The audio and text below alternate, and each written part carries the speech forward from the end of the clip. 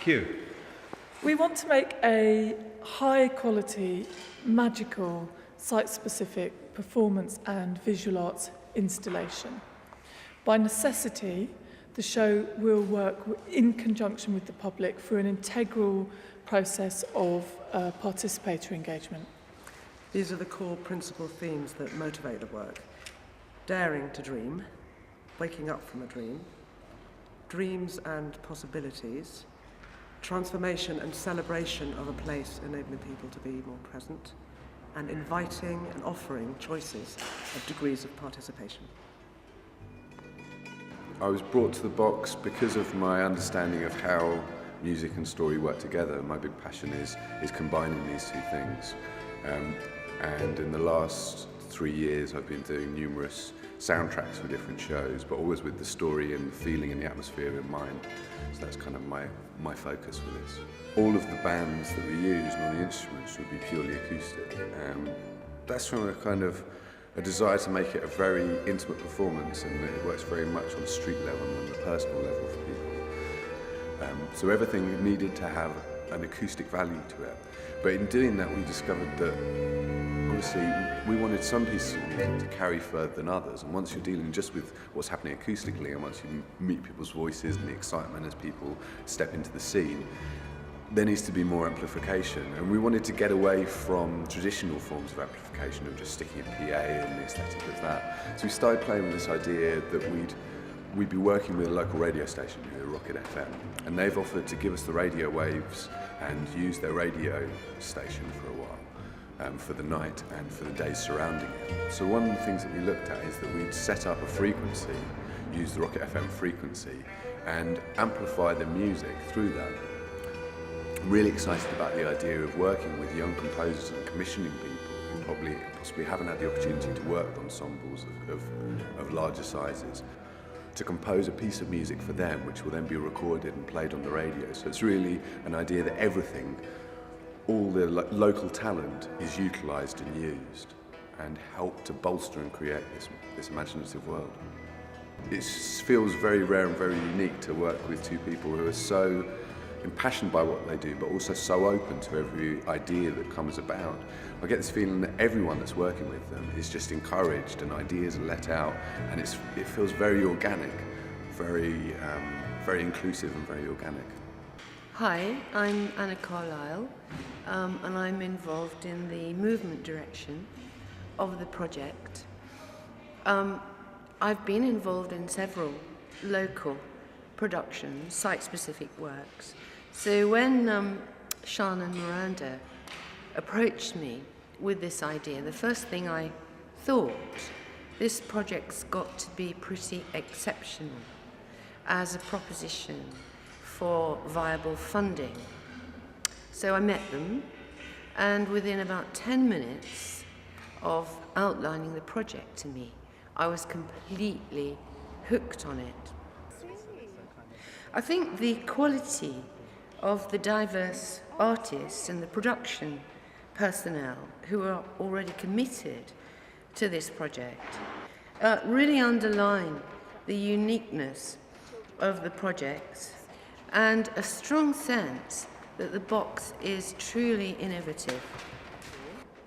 The central ideas provoke an immediacy of interest, the world of myth, fairy tale, and dreams. And the surreal realization of the series of events have a kind of dramatic coherence, which is both accessible, fascinating, and daring. And what's exciting is the potential to see how participants from the local community would be drawn into the events as they unfold through the map of locations in the town.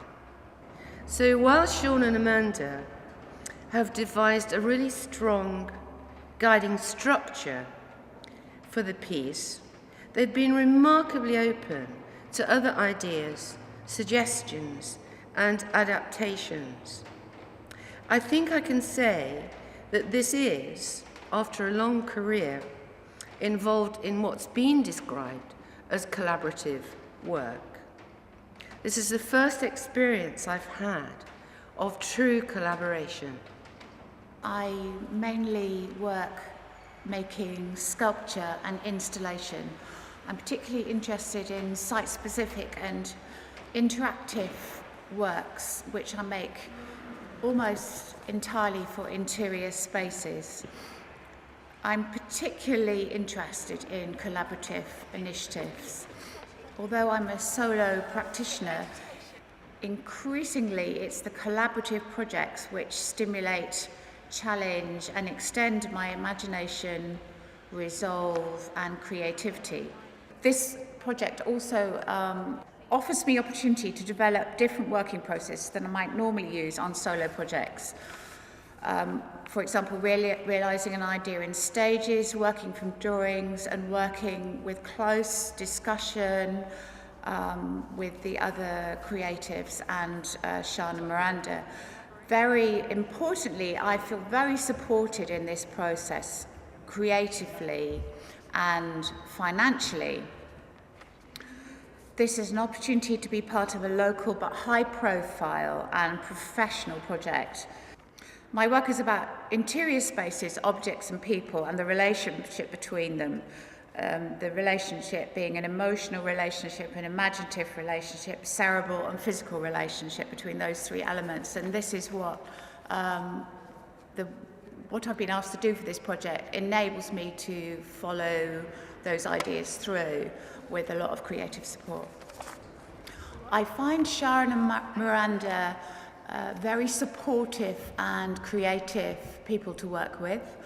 They're very open to my ideas, whilst at the same time offering me practical feedback. They're very realistic on the budget. They are generally supportive and delightful and exciting to work with. I was invited to take part in this project because I am an artist and I work with people with art. And the sculptures I've designed are very much as an idea of working with people creating art to go as part of the sculpture. So a piece like this one, this sketched idea, is this idea of having this box, which is part of the brief, of this artwork existing within a box. And then these boxes would be of a size maybe 5-6 feet, so they have a presence within the street. And then within the box there will be this moving image, and the moving image will be a journey through a wood. And that's where I see working with other people, because other people would be invited to take part in creating the artwork that is existing within the box. So other people being other artists, being school children, being art groups, people that would be interested in their art, their ideas, creative ideas, being seen on a public level. And then those boxes would have something a little like this. This is very much a small-scale maquette, but the idea being that when you're looking into the box, you'll be viewing it in different ways. So there might be some sort of kaleidoscope image like this one. So the image gets broken up as you're looking into it. It could be magnified. It could be made to look smaller using viewfinders such as this one. Or the viewing could happen within an exterior image. And then the idea being that somebody would be rotating the image while other people are looking into in through the view holes at the changing journey through the wood. So you have your viewing hole. You'd have some sort of lens to help magnify the images or to alter the images in some way. And then the slide itself would be where somebody else could actually, where other artists or school children or groups could be given a blank, which would be, I'm imagining, 2 foot square. And they would create a moving image within that using simple lever mechanisms within that. And then those would fix into a predetermined size unit like this one, with the light source being at the back. The idea is that I design the boxes and the methods of viewing into the boxes, and then other people are invited to create the artwork that runs within on the rotation within the box. And other people could be artists, they could be school children, there could be other people involved in the project whoever would like to create an artwork within this sculpture. I was invited to join the box project because I've already made some strange objects for the outdoors called Wunderkammer.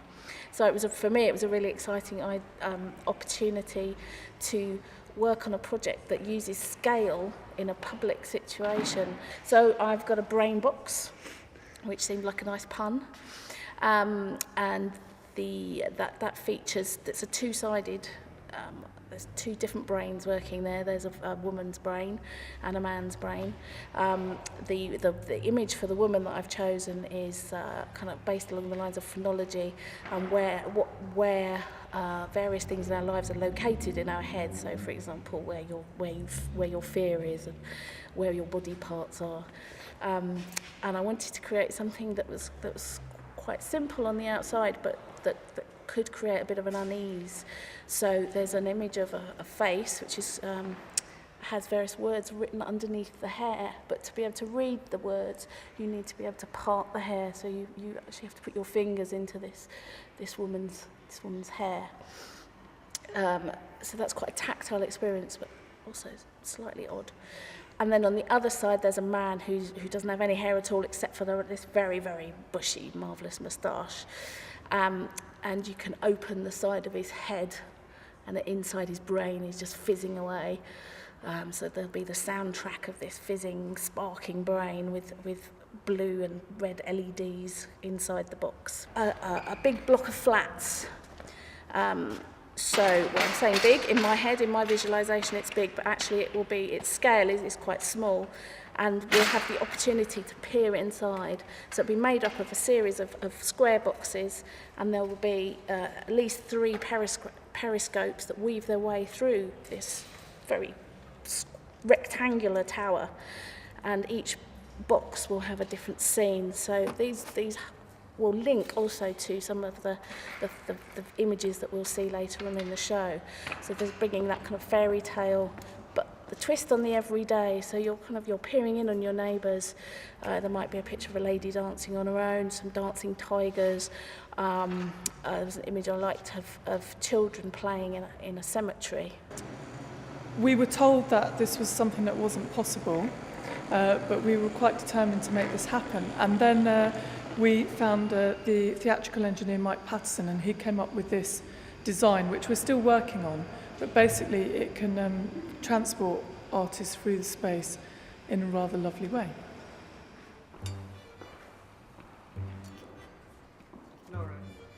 Lauren, how does that feel as a performer? Great, it feels really good up here.